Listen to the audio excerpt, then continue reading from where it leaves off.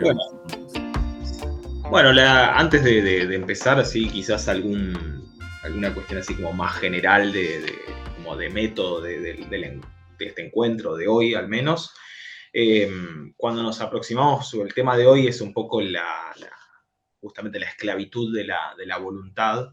Eh, y bueno, la pregunta por la libertad nos lleva quizás a pensarla en el escenario de hoy, o podemos pensarla en el escenario de varias personas que han hablado de la libertad o la han definido de una o de otra manera.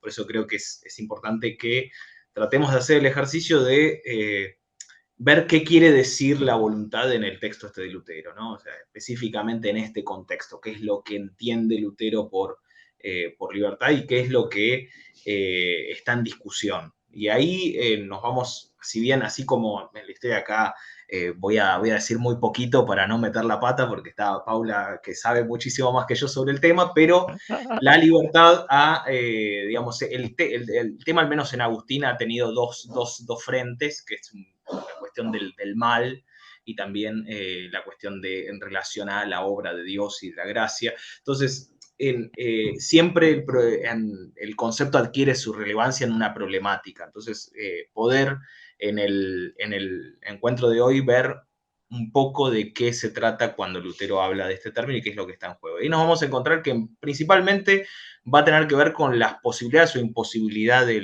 del ser humano ante Dios.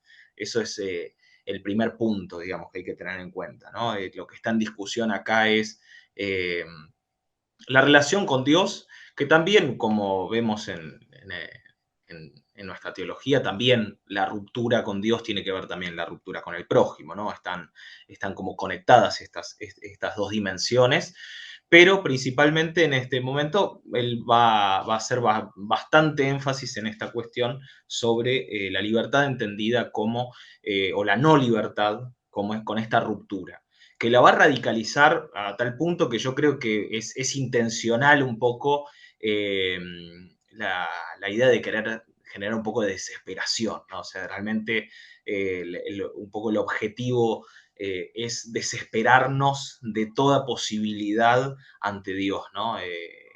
Y va atacando diferentes frentes eh, y todos van apuntando a eso, ¿no? Pareciera que no debería quedar ningún reducto donde pudiera esconderse, aunque sea una pequeña cosita que nos pueda llegar a decir, bueno, tenemos una mínima participación en esto de acercarnos a restituir el vínculo con Dios y por lo tanto poder hacer realmente las obras del amor, ¿no? Eh, Eso como introducción general. El texto tiene unos primeros, si vieron que tiene unas divisiones por apartados, no sé si lo llegaron a ver, dice de 1, 2, primera parte y después tiene varias subsecciones.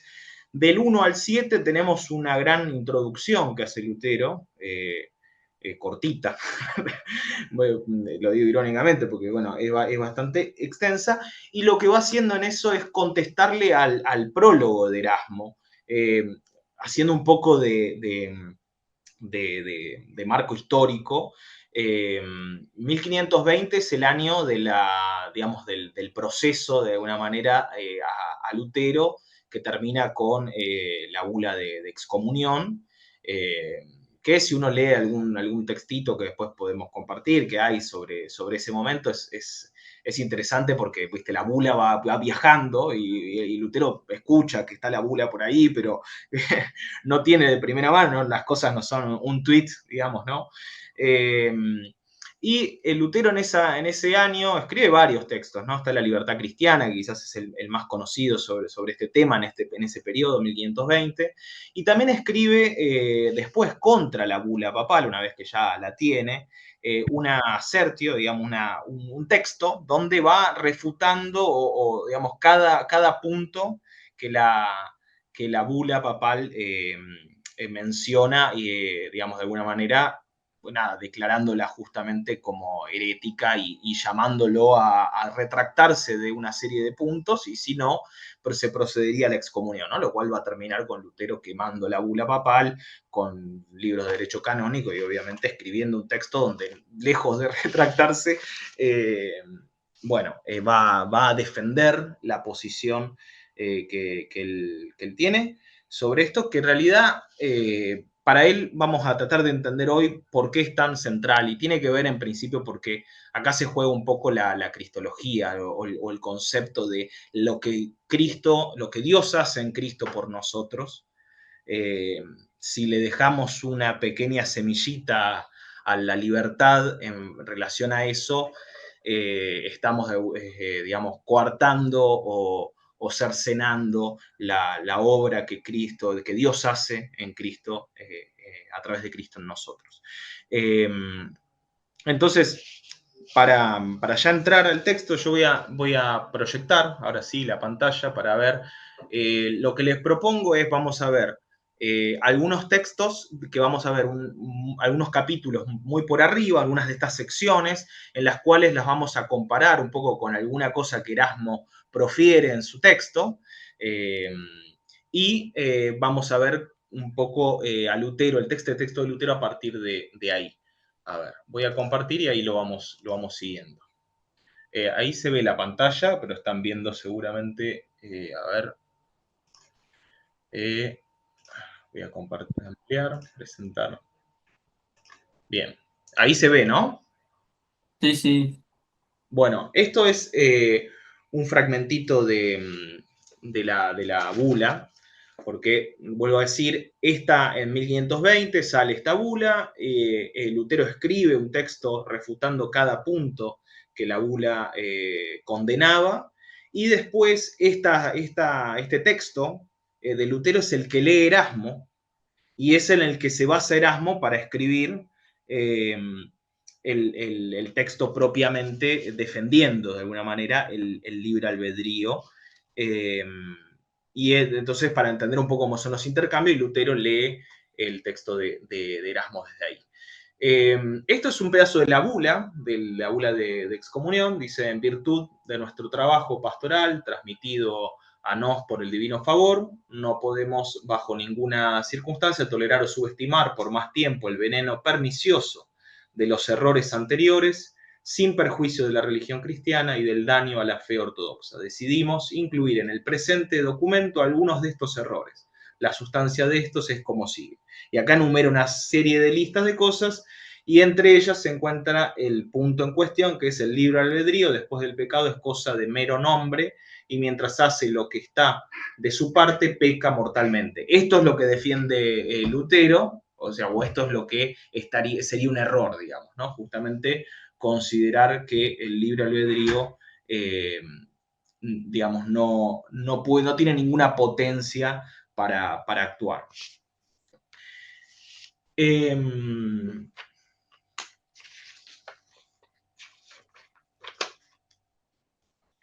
Vamos a ver un pedacito de la sección 1 que dice, un pequeño parrafito que dice: al fin también a mí se me ocurrió que mi silencio no fue del todo sincero y que fui burlado por la prudencia o también malicia de mi carne, de modo que no me acordé lo suficiente de mi oficio por el cual soy deudor a sabios e ignorantes. Acá Lutero en la primera sección dice, se excusa un poco por qué tardó tanto en responderle a Erasmo, y entre las cuestiones dice que justamente ahora le responde sí, porque tiene su responsabilidad como aquel que está llamado a predicar el Evangelio. Y a esto es importante, pues nos da otra nota más que tiene que ver con que justamente en este tema se está jugando la misma predicación del Evangelio, ¿no? La misma predicación de Cristo y de Cristo crucificado. Esto es lo que a Lutero lo mueve, o al menos es lo que él dice, que lo conmueve a decir, definitivamente tengo que responder con este texto, ¿no? Dado que había varios que les estaban acercando a él para decirle que, bueno, que muchos estaban leyendo el texto de Erasmo y que entonces había que poder responder. Y ahora voy a leer así dos o tres, de los próximos 3 o 4 capítulos, una pequeña frasecita de Erasmo, un pequeño párrafo, y la respuesta, o podemos ver cómo va respondiendo Lutero a estas diferentes cuestiones. Esto está en el pequeño prefacio que tiene Erasmo al texto, que dice: hasta tal punto no me agradan las aserciones que fácilmente me abandonaría a la opinión de los escépticos, donde quiera que esté permitido por la inviolable autoridad de las Escrituras y por los decretos de la Iglesia, a los cuales someto de buen grado mi parecer, comprenda o no las razones de lo que se prescribe. Esto lo dice Erasmo. O sea, lo que está diciendo Erasmo es eh, que a no ser que la institución eclesiástica, digamos, o algo de que está en las escrituras, prescriba alguna cosa, en todo lo demás él prefiere tener esta actitud de escepticismo, digamos, de no emitir juicio, ¿no? De suspender el juicio frente a los otros temas, ¿no?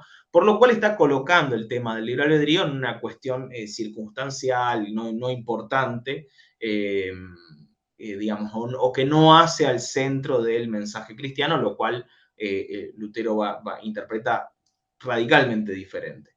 Pero es interesante porque Lutero lo va a ir en su argumentación de alguna manera exponiendo a Erasmo que esta actitud de alguna forma de dejarse, digamos, de no razonar o no hacer uso de su reflexión en temas que pueda prescribir la institución o la iglesia, para lo que Erasmo entiende como iglesia, que tiene que ver con la iglesia de su tiempo y demás. Bueno, eso no es una actitud justamente para él muy escéptica. Justamente acá ya la respuesta de Lutero, puse dos, van a ver cuando dice dos, me estoy refiriendo a la sección 2 del texto, por si alguien quiere buscarlo, y está el párrafo, después puedo compartir el PowerPoint para dar algunas entradas al menos al texto, ¿no? Dice: más aún el Espíritu Santo les es dado a los cristianos desde los cielos, para que glorifiquen a Cristo y para que Cristo sea confesado hasta la muerte. Sí, hasta el Espíritu Santo hace aserciones y con firmeza tal que aún espontáneamente convence al mundo de pecado. Justamente para Lutero, esto tiene que ver con que es algo revelado y que es algo que tiene que ver con la predicación de la palabra y que por lo tanto es algo que no puede ser sujeto de opiniones así que uno puede tomar o no tomar, digamos, ¿no? Tiene que ver con la misma obra del Espíritu Santo, que se entiende como esa palabra que nos convence de pecado, y en esto él ve un lugar donde no puede admitirse lugar a esta postura pseudoescéptica de Erasmo. Leo otro parrafito del mismo texto. Dice: si dices esto en cuanto a dogmas inútiles, ¿qué novedades aportas? ¿Quién no desearía aquí la libertad de expresarse como escéptico? Más aún, ¿qué cristiano no usa de hecho y sin trabas esta libertad y condena a los que son secuaces y cautivos de una opinión cualquiera? Mas si hablas de cosas necesarias, ¿podrá alguien hacer una declaración más impía que esta? Deseo la libertad de no tener que hacer aserciones respecto de tales cosas. O sea, acá lo que Lutero le está diciendo es: con todas estas cuestiones o estas prescripciones a las cuales vos te entregás irracionalmente y reflexivamente, si justamente, si vemos a Lutero no se cansa de cuestionar cosas que la institución de su momento decía. De hecho, es parte de los conflictos, es justamente denunciar aquello que él entiende como corrupción y demás, ¿no? Acá lo que Lutero está de fondo es esto de que el evangelio exige jugársela, ¿no? De alguna forma. Y sobre estas cuestiones que hacen al centro de la predicación, no puede haber una actitud escéptica, porque lo que escondería esa actitud escéptica, si uno va viendo el texto de Lutero, es una actitud irresponsable, ¿no? Y que de alguna forma hasta cuenta de que no está tomando en serio de alguna forma la relevancia del Evangelio.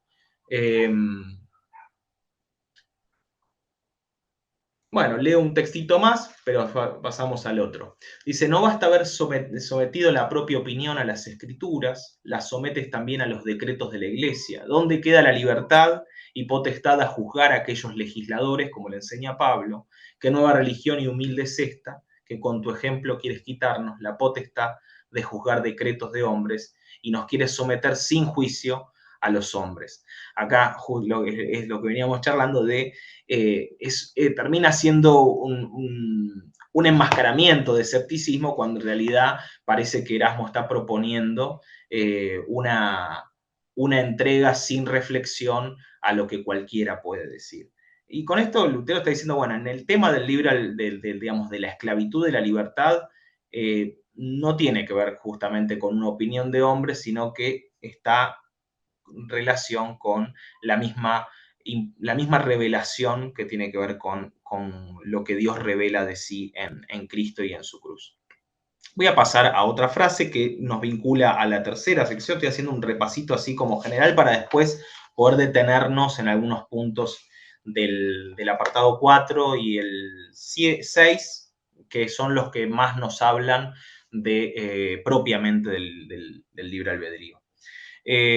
Acá otra cosa que cuestiona Erasmo es que en las Sagradas Escrituras dice hay ciertos lugares secretos en los que Dios quiso que no penetremos de manera más profunda y que en caso de hacerlo, cuanto más profundo vayamos, más envueltos en tinieblas nos encontremos, ¿no? O sea, acá lo que como Lutero usa principalmente, o sea, para defender su postura, la interpretación de textos bíblicos, bueno, acá lo que está diciendo Erasmo, bueno, los textos bíblicos es oscuro. A lo que Lutero le responde, dice, ¿qué cosa sublime puede permanecer aún oculta en las Escrituras una vez que rotos los sellos y removida la piedra de la entrada del sepulcro, ha quedado develado el más grande de los secretos, que Cristo, el Hijo de Dios, fue hecho hombre, que Dios es trino y uno, que Cristo padeció en bien de nosotros y reinará para siempre. Quita a Cristo de las Escrituras, ¿qué más hallarás en ellas? ¿No? Acá lo que va a defender Lutero es justamente que las escrituras hablan de Cristo, ¿no? Es el criterio que se impone, que lo vemos en otros textos de Lutero, ¿no? Cuando Lutero hace la introducción al Nuevo Testamento, él dice, bueno, no haría falta hacer una introducción a este texto, pero por las dudas que alguno busque ley y no evangelio, dice, ¿no? Y habla ahí de justamente de Cristo como criterio de lectura, ¿no? como aquello que abre a todo el resto del texto bíblico, ¿no? Es un poco la hermenéutica que Lutero defiende y que hereda todo el luteranismo, es Cristo como criterio, ¿no? Leemos las escrituras a partir de aquello revelado. Y en ese sentido, para él, no hay que ocultar, no hay nada que la escritura pueda ocultar o pueda ser poco transparente. Lo cual nos vuelve a dar una pista de que si digamos, la escritura en Cristo es completamente transparente o es, digamos, no esconde nada, también nos vuelve a colocar a que el tema del libre albedrío tiene una conexión muy fuerte con la cristología y que justamente darle un pequeño ápice de poder al libre albedrío es justamente restárselo al mismo Cristo. Para introducirnos en el cuarto, que es en el que me quiero detener, que si tienen el texto a mano podemos, al menos me quiero detener en los primeros párrafos del capítulo 4, dice, bueno, esto dice Erasmo, ¿no? Que si estamos cubiertos de pecado, nos esforcemos con todas nuestras fuerzas, nos acerquemos al remedio de la penitencia y por todos los medios visitemos la misericordia del Señor, sin la cual ni la voluntad humana ni el esfuerzo humano son eficaces. Retener con fuerza estas verdades creo sería suficiente para la cristiana piedad y no se debería escuchar con curiosidad irreverente. O sea, y no se debería escrutar con curiosidad irreverente. O sea, acá Erasmo está diciendo que hay con solamente esforzarse por ser, digamos, por ser piadosos, es suficiente. No hay que meterse a pensar o a escudriñar sobre cuáles serían las potencias o las impotencias de la voluntad, sino simplemente con, esto, con atenerse a una especie de piedad de querer ser buenos, digamos, ¿no? O de hacer las cosas buenas, digamos, ¿no? El tema es que a esto Lutero lo va a denunciar con mucha fuerza, porque lo va a denunciar como un cristianismo sin Cristo, ¿no? En el párrafo 1 dice, pues a Cristo no lo mencionas ni siquiera con una sola letra, como si opinaras que puede existir una piedad cristiana sin Cristo. Nosotros la consideramos cuestión necesaria, si es falta de respeto hacia Dios, si es mera curiosidad, si es superfluo, como tú dices, saber si, y acá yo señalé porque son cosas que él después va a ir desarrollando, si posee esto se vuelve difícil, presencia contingencial de las cosas, si es superfluo saber si nuestra voluntad es capaz de efectuar algo en las cosas que atañen a la salvación, o si esa voluntad es simplemente receptora o pasiva de la gracia efectuante, si es superfluo saber si en lo que hacemos, sea bueno o malo, obramos por impulso de la necesidad.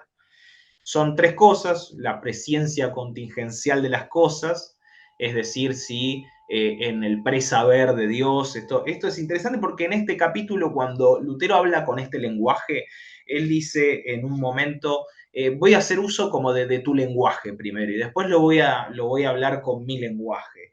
Y acá vemos eso, vemos que Lutero acá está tratando de debatirle en el mismo lenguaje que está trayendo Erasmo. Después vamos a ver cómo Lutero lo hace a partir de diferentes textos y con otro tipo de método, digamos, ¿no? Pero están estos tres temas presentes, es decir, si una presencia de Dios impone, digamos, una necesidad al acontecer de las cosas, que hay que verlo más en detalle en otros capítulos que está. Si nuestra voluntad es capaz de efectuar algo, y esto creo que es el centro que al menos quiero que nos detengamos en los párrafos 2 a 5 de este capítulo, porque dice, si nuestra voluntad es capaz de efectuar algo en las cosas que tienen que ver con la salvación eterna. Acá es donde descubrimos en el texto que la voluntad o lo que está hablando de la voluntad determinada o si la voluntad es libre o no libre, es en relación a el vínculo roto con Dios, digamos, ¿no? Y que por lo tanto nosotros podemos decir también en relación a la teología de Lutero en general, que bueno, la ruptura con Dios es también la ruptura con el prójimo, ¿no? Entonces, la posibilidad de restituir este vínculo, si nuestra voluntad tiene alguna potencia, digamos, ¿no? En esto. Y lo otro es si en lo que hacemos, sea bueno o malo, dice, obramos por impulso de la necesidad.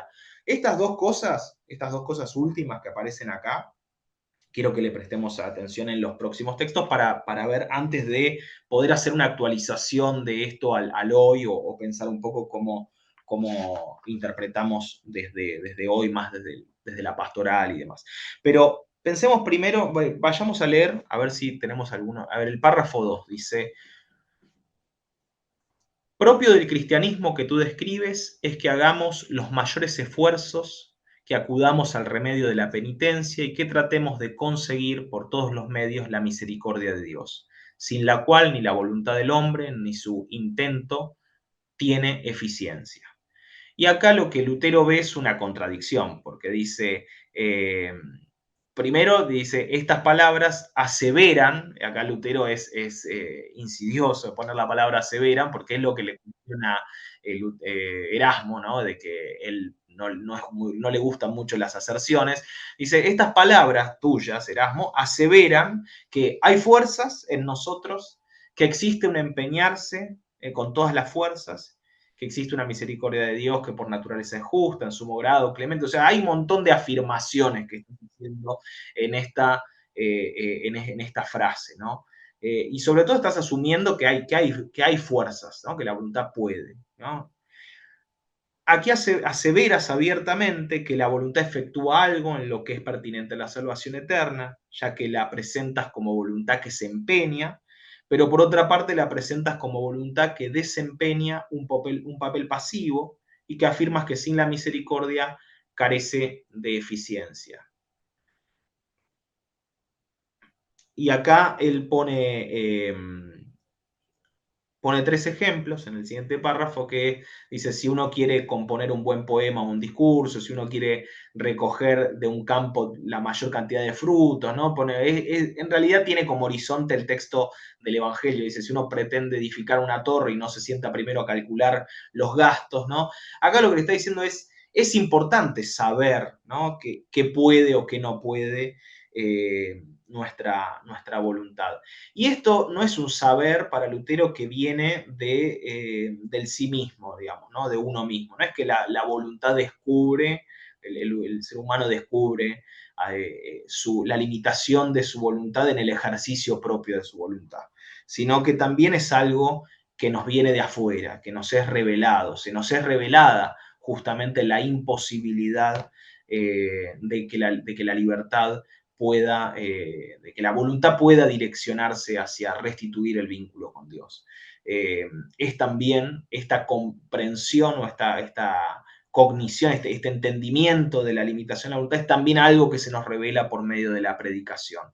Entonces, acá lo que dice es, bueno, es importante que predicarlo, es importante que es parte de la predicación y es importante para la reflexión, no es una cosa como la que pretendía Erasmo, algo tangencial que puede ser cosa de teólogos o alguna cuestión de las oscuridades de las escrituras que no hace a la piedad cristiana que con tal de ser buenitos es suficiente. Párrafo 4. Así también procedes tú, nos mandas a hacer las obras solas, mas nos prohíbes explorar y medir primero nuestras fuerzas o formarnos una noción clara acerca de lo que podemos y no podemos. Nos persuades de que esta irreflexión es la más hermosa y cristiana piedad, que ordenes a los cristianos mismos a hacer obreros irreflexivos, y que en lo referente a la obtención de la salvación eterna les mandes a ser indiferentes a lo que puedan y lo que no puedan. Con esto le está diciendo a Erasmo que su teología es irreflexiva, que no es escéptica, es irreflexiva, es indiferente, ¿no? Y te manda a hacer obras morales, digamos, acciones morales, obras de ser buena gente, y con tal de decir, bueno, mira, no sé si por acá va, si haces más o menos, lo intentás, ¿viste? Qué sé yo, está bien. Para eso a Lutero le parece que es de una suma indiferencia y de inclusive de uno de los, dice uno de los, un pecado imperdonable, le dice en un momento, ¿no? Que nos mandes a esto, a actuar y a obrar y nos mandes a hacer un divorcio, digamos, de cualquier reflexión sobre esto.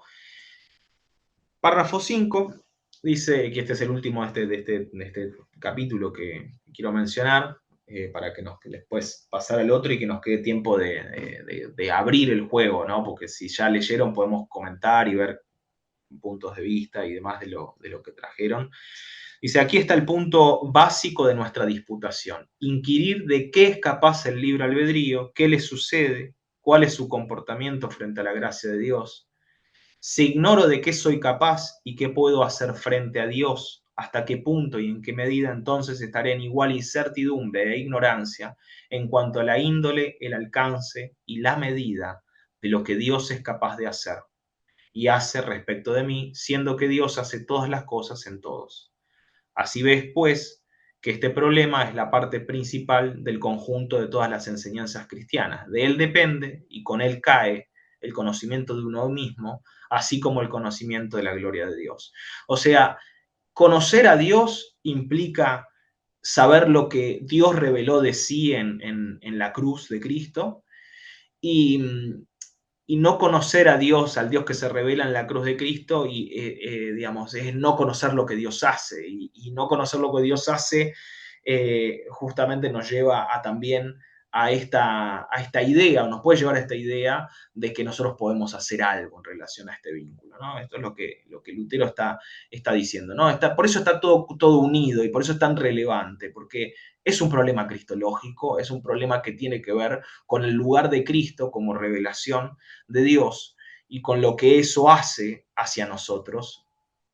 Y entonces, por eso es central y es el problema, por eso él escribe un texto tan extenso sobre el tema y lo toma con tanta seriedad.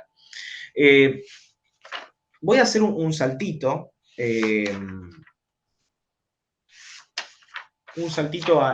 al siguiente capítulo, al siguiente sección que está marcada al menos en la traducción. Esto es otro fragmento de Erasmo que dice: existen ciertas cosas que Dios quiso que sean absolutamente ignoradas por nosotros. Es lícito decir la verdad, pero no conviene la verdad a cualquiera, ni en cualquier momento, ni en cualquier modo. Acá Erasmo está haciendo como una concesión. Bueno, y si tendría algo de relevancia este tema, bueno, quizás no es lícito decirlo y proclamarlo como la Reforma lo está haciendo, ¿no? Como, bueno, sí, ponele que tengas razón, bueno, mejor quizás es algo para algún rincón teológico, digamos, y nada más. Y él le va a contestar con el carácter justamente público de la predicación del Evangelio. Si lo conectamos con lo anterior, que justamente este tema se relaciona con la revelación de Dios, de lo que Dios hace por nosotros en Cristo, bueno, eso es lo que se predica. Entonces, no puede ser cosa de un rinconcito literario solamente, sino que tiene que ver con la predicación pública de ese Evangelio. Y eso es lo que le va a contestar, ¿no? Es lícito, afirmas, decir la verdad, pero no es provechoso decirla ante cualquiera, ni en cualquier tiempo, ni de cualquier modo. En resumen, tratas este problema como si estuvieses en pleito conmigo por una suma de dinero fácilmente retribuible. Das a entender, hay un error de tipeo, das a entender sin rodeos que haya paz y tranquilidad carnal te parece de mucho más valor que la fe, la conciencia de la salvación, la palabra de Dios, la gloria de Cristo y Dios mismo. Es decir, acá el hecho, esto es interesante porque nos va tirando pistas de cuando en otros contextos, ¿no? El mismo Evangelio nos pone en situaciones donde la predicación implica un jugarse, ¿no? Porque, bueno, no está acá en juego cualquier cosa, ¿no? Entonces, esta actitud de, bueno, con tal de mantener una paz que acá la considera carnal, ahora quiero hacer una salvedad sobre lo carnal y demás, sobre la palabra sarcos, carne, pero es una actitud tibia, ¿no? Es como, bueno, me amoldo a toda situación con tal de no generar mucho ruido, pero bueno, no, en esto se juega la misma revelación de Cristo, entonces es central y no puede darse lugar a esta actitud tibia, digamos, de tibieza, de sostener pases, digamos, de cotillón, ¿no? No, la paz de Cristo implica, y él incluso cita ese texto, no he venido a traer paz, sino contienda, ¿no?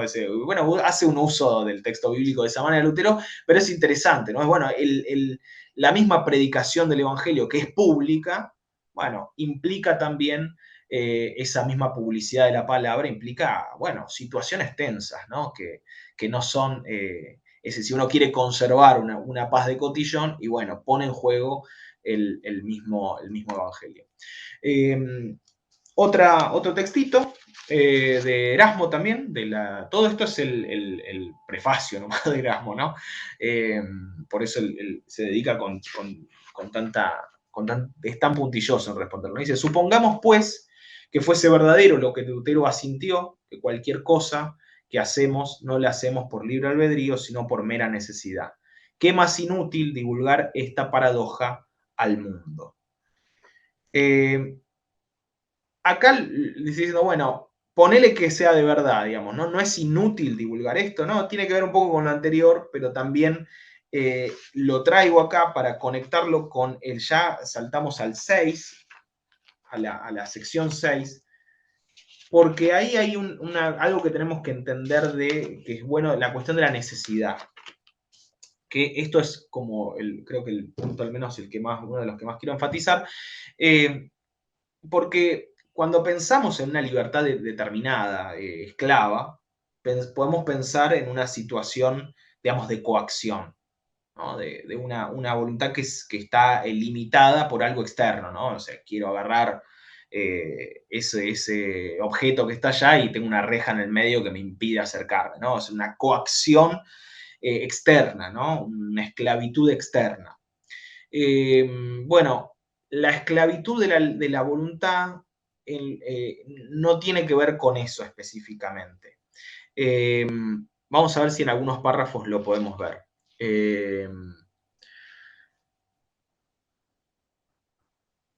Dice, si Dios, el segundo, si Dios obra en nosotros, entonces nuestra voluntad, vamos a ir un poquito más atrás, porque ahí no lo tengo anotado, pero lo voy a leer directamente desde acá. Dice, estoy en el párrafo 5 del capitulito 6 o de la sección 6.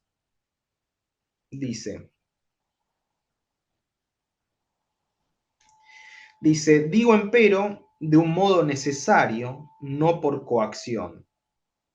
O como dice aquellos, por necesidad de la inmutabilidad, no de la coacción. Esto es, cuando el hombre está vacío del Espíritu de Dios, no es que haga lo malo bajo la presión de la violencia, no queriendo, como si lo arrastraran por el cuello a la manera de un ladrón o asesino que es llevado a cumplir su pena sin que lo quiera. Antes bien, hace lo malo espontáneamente y con la voluntad dispuesta a ello.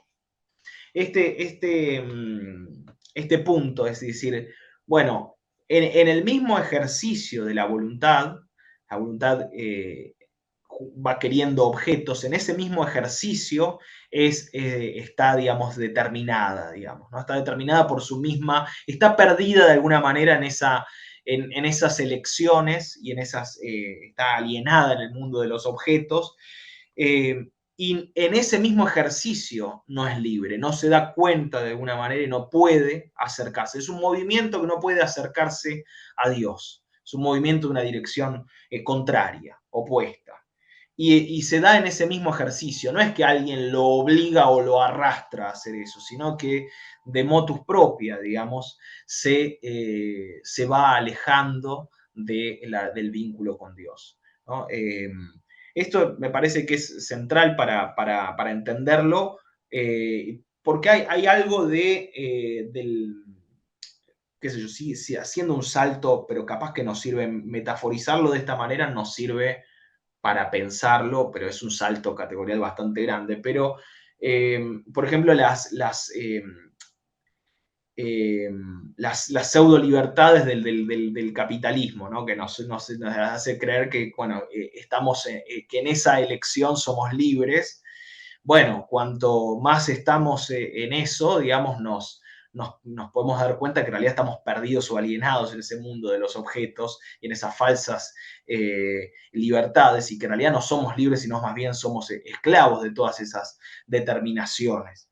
Es un salto, digamos, ¿no? Que no es tal cual, pero sí nos sirve para pensar cómo Lutero está denunciando en el mismo ejercicio, digamos, ¿no? En este ejemplo podríamos pensar en el mismo ejercicio de consumo, que es la relación de fagocitación, de asimilación de objetos.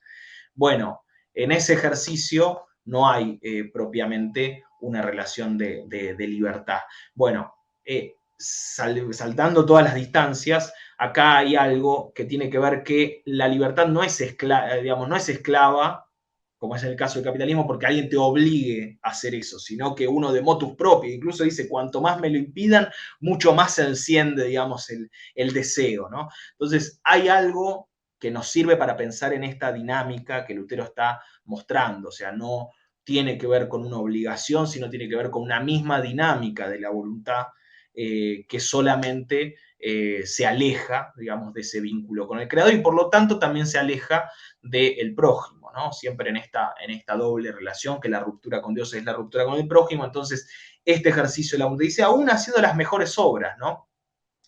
Y en algún lugar él da los ejemplos de, bueno, podés decir que esta obra es la mejor y qué sé yo, pero no conoces el corazón, ¿no? O sea, el mismo gesto bueno puede ser también un gesto de autojustificación y de autoafirmación de esa voluntad eh, que lo hace por sí, digamos, ¿no?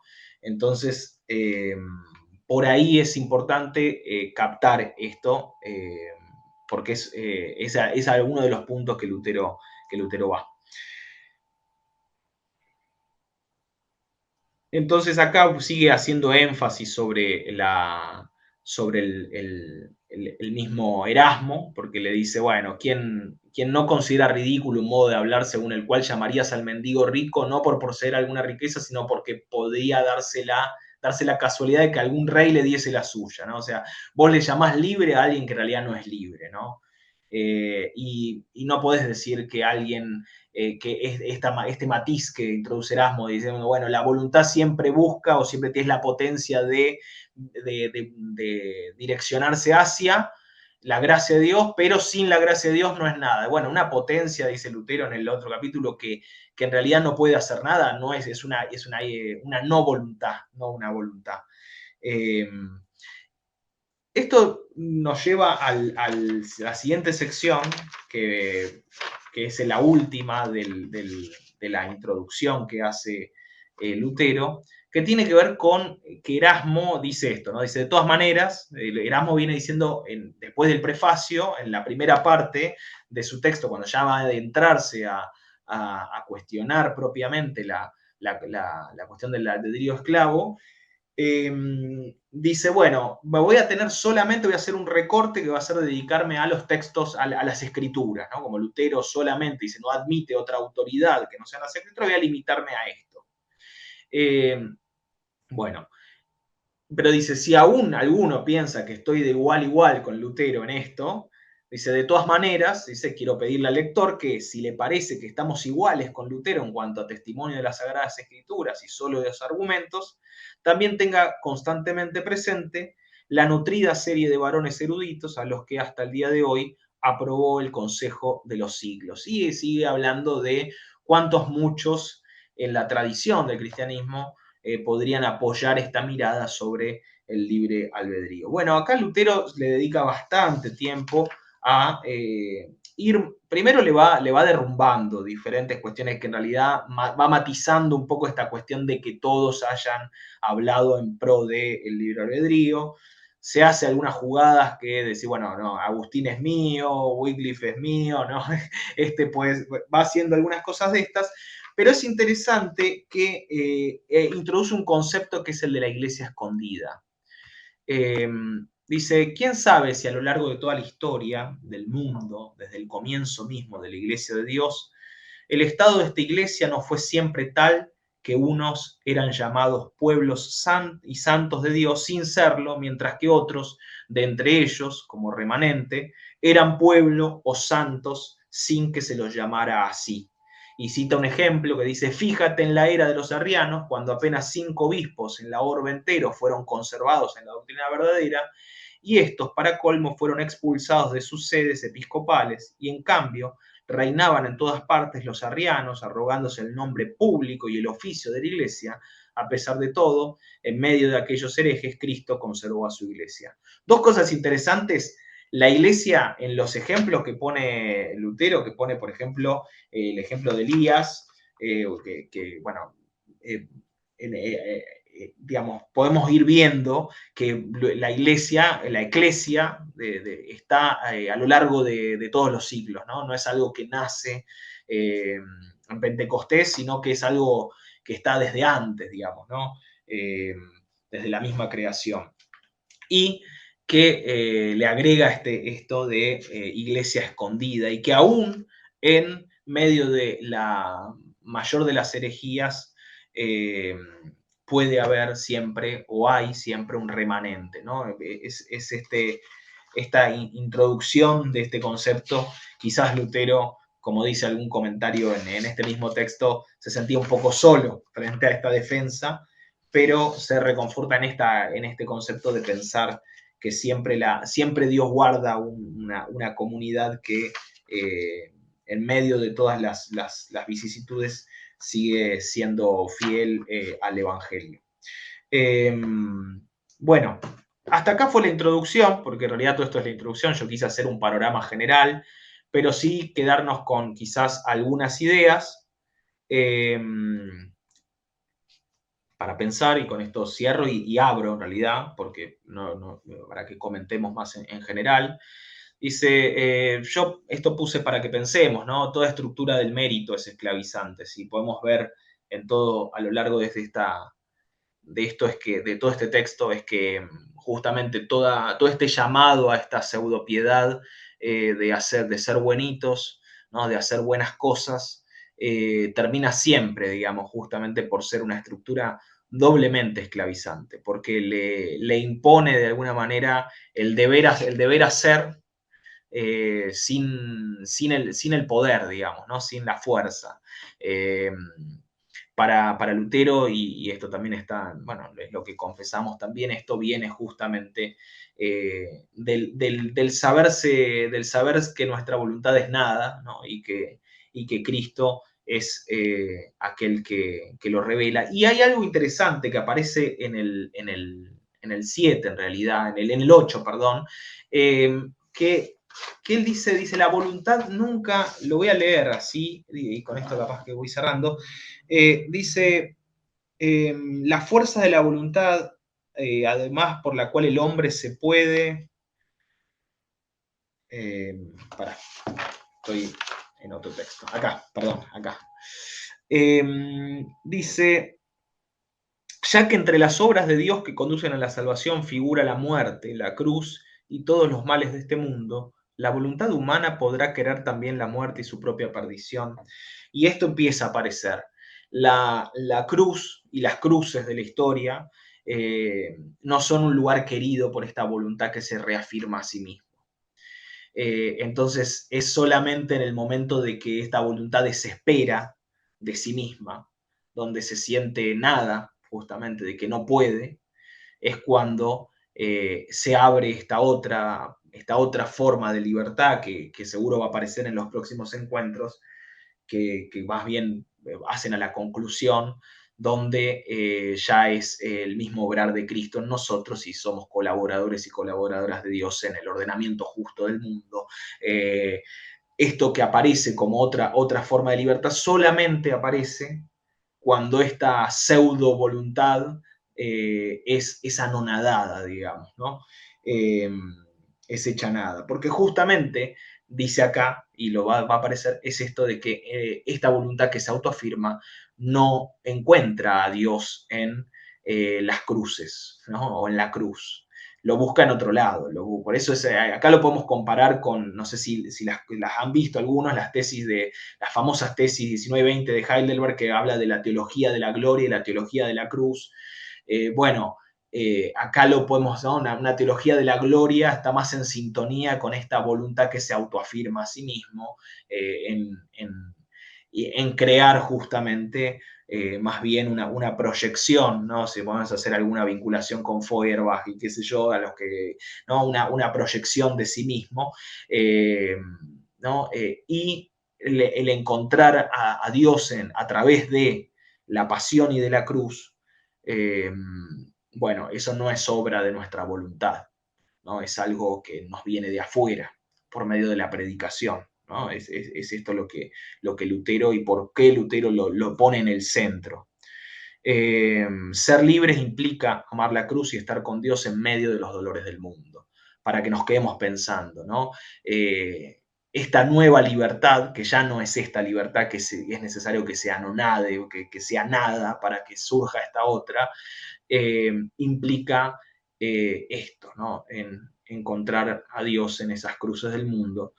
Y otros puntos que dejo para pensar, ¿no? La libertad solo puede acontecer si desesperamos. La esclavitud de la voluntad se nos revela desde afuera, desde nosotros mismos, mediante la predicación de la palabra. Y bueno, acá puse algunas cosas que no vamos a entrar quizás hoy, porque a todo esto nos surge, está el problema del mal, ¿no? Que es una sección aparte, que quería que dedicarle un encuentro entero, pero porque bueno, como la pregunta que nos puede surgir es, bueno, ¿y qué del mal, ¿no? Con todo esto, si el hombre no puede nada y solo es digamos, solo está inclinado, ¿no? ¿Qué responsabilidad moral tiene? Que es un poco también una preocupación de Erasmo. Eh, bueno, queda pendiente para seguirlo discutiendo y pensando a través del texto en los próximos encuentros. Esto sí es interesante, que no lo mencioné al principio, pero creo que es importante pensarlo. Siempre el origen del mal, o no siempre, pero en muchos autores uno lo puede llegar a ver como una especie de relación mala entre dos facultades, ¿no? O las facultades superiores del hombre y facultades inferiores, ¿no? Está esta idea de que, no sé, el intelecto es lo superior y uno puede confundir que cuando Lutero usa la palabra espíritu y la palabra carne está refiriéndose como a una suerte de lo espiritual en el hombre no sé, y las pasiones, ese tipo de cosas que son generalmente cuestiones que a veces aparecen en otras tradiciones cristianas, pero la realidad es que lo que Lutero toma como cuestión antropológica fuerte, que tenemos que tener presente al leer, es el concepto de sarcos, de carne, como una totalidad, ¿no? Son aún aquellas facultades más altas del hombre las que están, digamos, eh, las que están en esta dirección contraria a Dios y que solo se buscan a sí mismos, digamos, ¿no? Y que pone en juego esto, ¿no? Si solo tendría que ver con cuestiones de los bajos instintos o cosas así como aparecen en otros pensadores, ¿no? ¿Qué tipo de redención sería la de Cristo, ¿no? Acá hay una idea no de una antropología dual, digamos, sino más bien una idea del hombre como una integralidad que está digamos, direccionada contra Dios o apartándose o en la dirección contraria a Dios o reconciliado con Dios a partir de la misma obra de la gracia de Dios, digamos, ¿no? Bueno, sin mucho más, tenía pensado que quizás podíamos leer más en detalle, detenernos a leer, pero virtualmente es más complejo detenernos a leer quizás el texto del 8, pero abro para que podamos empezar más bien el diálogo.